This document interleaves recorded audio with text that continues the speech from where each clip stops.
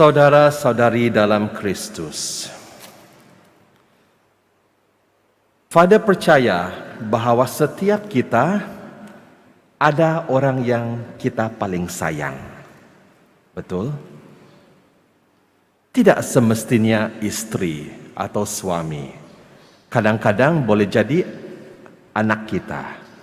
Kalau bukan anak kita, mungkin adik kita, atau kakak kita, abang kita, nenek kita, datuk kita, dan banyak lagi. Dan kadang-kadang kalau kita lihat, bila orang yang tersayang itu menderita atau sakit, kita akan lihat bahwa orang ini akan melakukan apa sahaja, termasuk mau bekerja keras untuk mau mencari duit supaya dapat menyembuhkan orang yang tersayang. Ada yang sanggup mencuri, ada yang sanggup melakukan jenayah semata-mata untuk yang tersayang. Dan ini adalah sifat manusia. Bagaimana manusia menggunakan emosi dan perasaannya. Lalu dalam Injil kita lihat, Petrus juga adalah seorang manusia yang menggunakan emosi dan perasaannya. Karena bila Yesus mengatakan bahwa saya akan menderita, saya akan dianiaya, lalu akan dibunuh dan disalibkan. Dan Petrus ini melihat Yesus sebagai seseorang yang dia sanjungi, mungkin yang dia sayang juga. Dan dia melihat Yesus ini sebagai sang juru selamat, seorang hero. Jadi bila dia mendengar Yesus mengatakan itu, dia terus ikut perasaan, sangat emosional. Dia kata, jangan kamu kata begitu Tuhan. Tuhan tidak akan membiarkan itu. Saya tidak akan membiarkan kamu dibunuh, kata Peter. Tetapi Petrus tidak tahu bahwa Yesus itu sebenarnya seorang Tuhan yang menyelamatkan melalui pengorbanan. Dia tidak tahu. Karena Petrus ini kita tidak boleh salahkan, karena dia berfikir secara duniawi.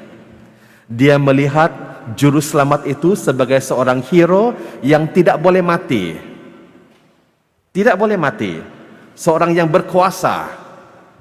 Sama seperti kita, mungkin ada seseorang dalam kehidupan kita ini, kita lihat sebagai seorang hero. Jadi bila orang itu berhenti menjadi hero, kita akan menjadi marah. Marah kenapa? Marah karena kita rasa seperti kita ini ditipu. Segala kepercayaan saya dengan orang itu semuanya jatuh ke parit, ke longkang. Tidak menjadi makna sudah. Itu apa yang terjadi kepada Petrus. Dia kata, bagaimana hero ini boleh dibunuh? Dan dia mau melakukan segala sesuatu untuk mau mengelakkan itu. Sebab itu Yesus mengatakan kepada Petrus, pergi kamu di belakang aku. Dan dia memanggil Petrus seorang iblis. Tetapi apa maksud Yesus itu? Bukannya Petrus itu iblis ataupun syaitan. Bukan. Tetapi apa yang mau dia katakan kepada Petrus adalah, Petrus, pergi belakang saya dan ikut saya. Itu maksudnya. Dan Yesus memberikan kita syarat-syarat bagaimana mau mengikuti dia dengan paling berkesan. Pertama, dia kata kita harus sangkal diri kita. Sangkal diri kita bermaksud kita jangan terlalu mengikut emosi kita, perasaan kita. Kadang-kadang yang menguasai diri kita itu adalah perasaan. Sebab itu ada yang dengki, yang cemburu, yang marah, yang ada dendam, sehingga mau melakukan segala kejahatan untuk mau melaksanakan kehendak dirinya. Sebab itu ada yang pergi dukun supaya yang tersayang itu tidak lari, ataupun ada yang pergi dukun supaya yang tersayang itu cepat sembuh. Dan Father tidak nafikan bahawa di dunia ini kita semua mau quick fix. Maksudnya sesuatu yang kita boleh selesaikan dengan pantas, dengan segera. Macam Maggi begitu, kita masak 3 minit siap sudah. Kita semua mau yang pantas. Tidak boleh kalau ada masalah sikit. Penderitaan sedikit pun tidak boleh, sakit sudah hati.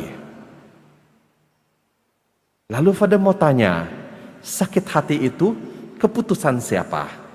Keputusan sendiri yang mau sakit hati atau keputusan orang lain? Banyak kali keputusan itu adalah diri kita sendiri. Kita sendiri yang mau menyebabkan diri kita ini sakit, bukan orang lain. Kita terpengaruh karena orang lain, tetapi yang membuat keputusan adalah kita. Sama apa yang terjadi kepada Petrus, sama apa yang terjadi kepada Nabi Yeremia. Nabi Yeremia, kalau kamu lihat ya bacaan itu, sebenarnya dia itu merungut, merungut dia. Kenapalah Tuhan suruh aku jadi seperti ini? Sehingga dia sangat marah, terlalu emosional. Dia kata, saya tidak mau lagi mengucapkan firman Tuhan. Saya tidak mau lagi melakukan pekerjaan Tuhan. Karena dia marah. Karena Tuhan tidak memberikan dia sesuatu serta-merta. Tetapi apa yang menarik mengenai Nabi Yeremia ini, sekuat-kuatnya dia menentang untuk tidak mau mewartakan pekerjaan Tuhan, tapi dalam dirinya itu mau melawan kehendaknya itu. Karena dalam setiap pribadi kita itu ada roh Allah. Dan roh Allah ini akan menjadi kuat kalau ada kebaikan yang banyak dalam diri kita ini. Dan ya, Nabi Yeremia ini memang baik, sangat baik. Jadi cuma tidak tahan sahaja, tidak tahan mau menanggung penderitaan. Tapi karena roh Allah itu berada dalam hatinya, sebab itu last pun dia terpaksa juga mau mewartakan Injil Tuhan itu, kabar gembira daripada Tuhan itu, perutusan daripada Tuhan itu, karena dia tahu bahawa segala kebaikan datang daripada Tuhan, tidak ada keburukannya. Dia tahu. Sebab itu kalau kita juga mau melakukan dosa, kadang-kadang bila kita melakukan dosa, selepas itu akan ada rasa bersalah, Pernahkah kamu mengalami itu? Contohnya lepas kamu marah seseorang, lepas itu mungkin beberapa menit, 1 jam selepas itu kamu rasa macam bersalah. Alah, kesian pula. Ataupun bila kamu melakukan kejahatan, kamu rasa tidak senang diri. Karena roh Allah itu memberitahu kamu bahawa ini adalah salah. Kamu sebenarnya baik. Kamu bukan diciptanya tidak baik, tetapi baik. Sebab itu dalam diri kita ini selalu ada kuasa kebaikan dan kejahatan ini. Mau mendominasikan satu sama lain. Tapi kadang-kadang kita memberi kuasa kepada kuasa kejahatan ini. Sebab itu kita jatuh dalam dosa. Sebab itu Yesus di pengakhiran Injil pada hari ini mengatakan kepada Petrus, pergi belakang saya, biar Tuhan yang memimpin. Karena bila berlaku segala yang salah, biar Tuhan yang membetulkan. Supaya kita tidak rasa bersalah, supaya kita tidak rasa bahwa kita ini yang menyebabkan hal itu. Tetapi Tuhan Yesus mau memberitahu kita supaya kita mau meletakkan segala sesuatu kepada Tuhan, supaya kebaikan itu datang, bukan keburukan. Oleh itu saudara dan saudari, dalam Ekaristi ini, marilah kita mohon rahmat dan juga kekuatan daripada Tuhan untuk mau menyangkal diri kita, untuk mau bertahan, mau memikul salib kita, agar kita boleh menjadi pengikut Yesus yang 100% original. Bukan pengikut Yesus yang pada nama sahaja.